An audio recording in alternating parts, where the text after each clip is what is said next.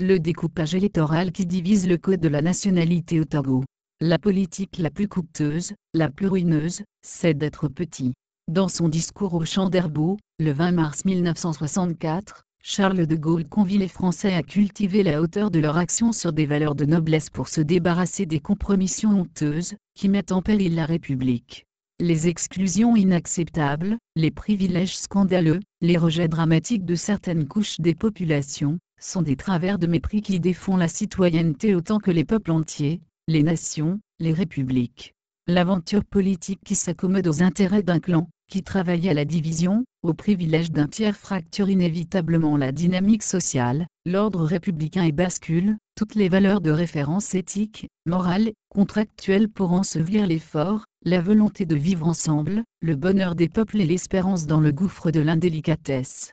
Ceux qui servent véritablement leur pays, sont ceux qui travaillent avec un éclat de justice, de dignité, d'équité, de générosité, d'intelligence qui construit l'historicité collective, un parcours commun, une temporalité à la cadence d'un partage et d'un mouvement d'ensemble.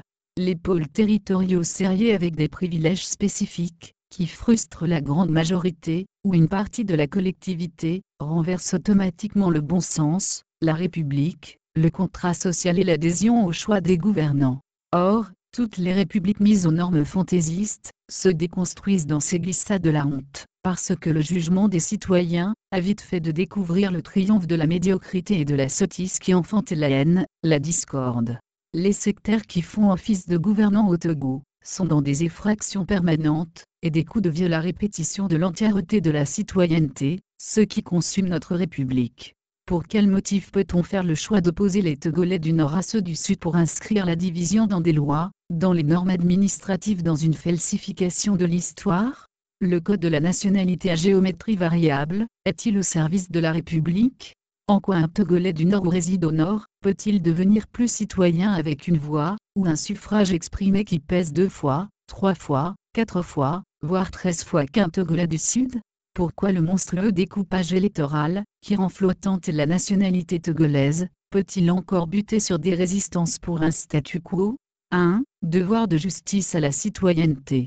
Nul n'a besoin d'un effort pour s'étonner de la médiocrité incommensurable et incorrigible, qui fait l'encre du régime des artifices scandaleux, qui régente le Togo depuis plus de 5 décennies.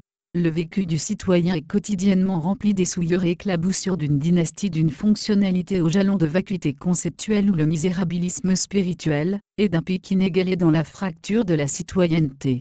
Le règne qui met une cloison fangeuse entre le Nord et le Sud avec des textes administratifs pour une coupole électoraliste en facturant le code de la nationalité, a perdu le sens de l'État et le prestige qui va avec la gouvernance.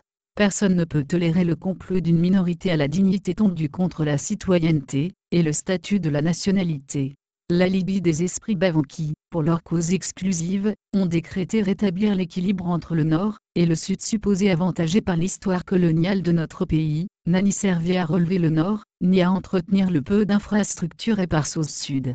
La déconfiture du territoire national, et la pauvreté que le régime cinquantenaire a répandue par ses choix politiques, et ses pillages effrénés des ressources du pays, sont devenus des rênes qui abattent nos vies dans le tourbillon d'une république en rebut. L'adhésion au vivre ensemble, est impossible dans la répugnance des pratiques et des méthodes, qui ne sont d'aucune exemplarité à fédérer les énergies nationales.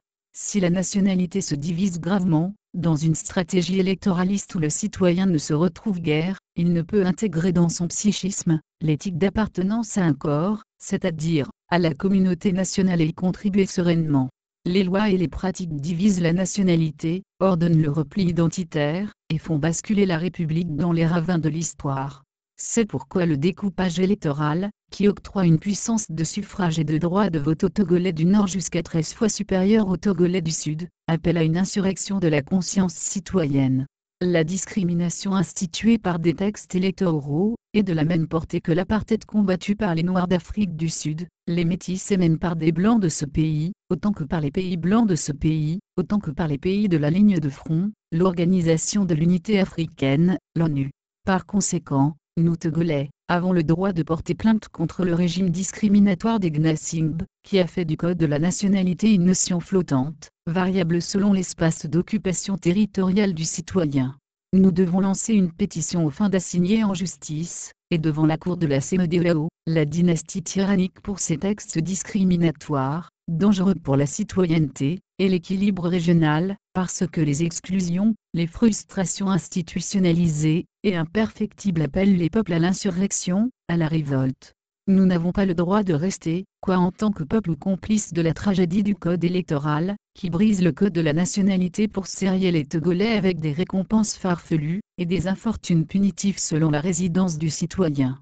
Franklin Roosevelt, ancien président des États-Unis, disait à juste titre, « Gouverner, c'est maintenir les balances de la justice égales pour tous. L'usurpation de la majorité au Parlement par une minorité, ne saurait continuer sur la base d'une démolition du code de la nationalité. Notre combat est éthique, judiciaire, moral, civique, patriotique. Nous devons rosser la concorde nationale, notre appartenance à la patrie. Cet engagement n'est possible que sur les normes de la justice et de l'égalité. Comment pouvons-nous nous regarder les yeux dans les yeux sans honte avec l'objectif des réformes, qui en laissent perdurer la plus haute trahison du code de la nationalité ? 2. Une résistance insensée au scandale. Pour qui a la faculté de jugement et la bonne volonté, la rectification de la faute, et une exigence de dignité humaine. La faute morale ne saurait être une institution en République. L'horreur n'a pas de charme ni de puissance à faire progresser un pays. Par ambition sectaire, un tiers ou un groupe d'individus ne peut décider d'abattre tous les repères d'une république. Le code de la nationalité participe de notre histoire commune, et non de la légende d'une dynastie. Il n'y a pas une autre solution que de le redresser, de le recoudre pour qu'il demeure notre boussole de justice et d'égalité. Notre peuple s'éveille à sa propre histoire, et tient à la faire par lui-même, par sa sueur, ses sacrifices, son sang dans le combat contre les abominations qui nous ont si longtemps courbé nos têtes. Le mouvement national du 19 août 2017 a si promptement remorqué les Togolais à l'unisson au cri de la justice. Un nouvel esprit est né, il est au galop dans le cours des événements, et ne peut s'accepter choir sur un principe d'égalité des citoyens devant les urnes et devant le devoir. Les combinaisons de la fange électorale et administrative heurtent notre conscience, et mettent en réaction incisive notre peuple qui s'oppose au traficotage électoral sous la base d'une fracture crapuleuse de la citoyenneté. Là où triomphent les stupides fractures des repères nationaux, il n'y a d'autre choix que la réhabilitation de la justice et du droit. Comment s'octroyer ou faire prévaloir une œuvre de paix ou de réconciliation sans le minimum exigible de l'égalité des citoyens ?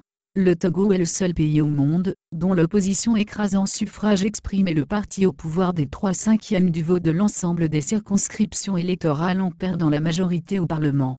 Cette aberration n'est surtout pas à l'honneur de la République et de ceux qui la font. Pour ceux d'entre nous qui ont le cœur vraiment à la paix et à l'espérance, il y a une voix intérieure et profondément intime qui, de l'aube crépuscule, nous chuchote « Soyez justes pour être heureux ». Ceux qui désirent la paix par l'errance dans les lieux de culte, et qui veulent la réconciliation sur le socle de la rapine, de l'injustice, de la duperie perdent leur temps et le combat. Le président du Ghana a la franchise de leur dire le 31 juillet 2018 qu'ils ont mis ce pays à l'abandon, un laissé pour compte à cause de ses forfaitures, de ses impostures plantureuses et permanentes. Nous ne les accepterons plus. Sudistes du Togo, nordistes du Togo, nous sommes égaux devant le vote. La sottise n'est pas notre identité. Elle ne sert qu'à couler notre navire. Ce qui nous reste à faire, c'est d'être plus forts dans nos décisions à l'unisson prises pour réinventer l'espérance dans notre pays. Refusons les élections qui nous avilissent. Personne ne nous y obligera. Le découpage électoral qui divise la nationalité, et comporte un délit de résidence, ordonne notre action de refus.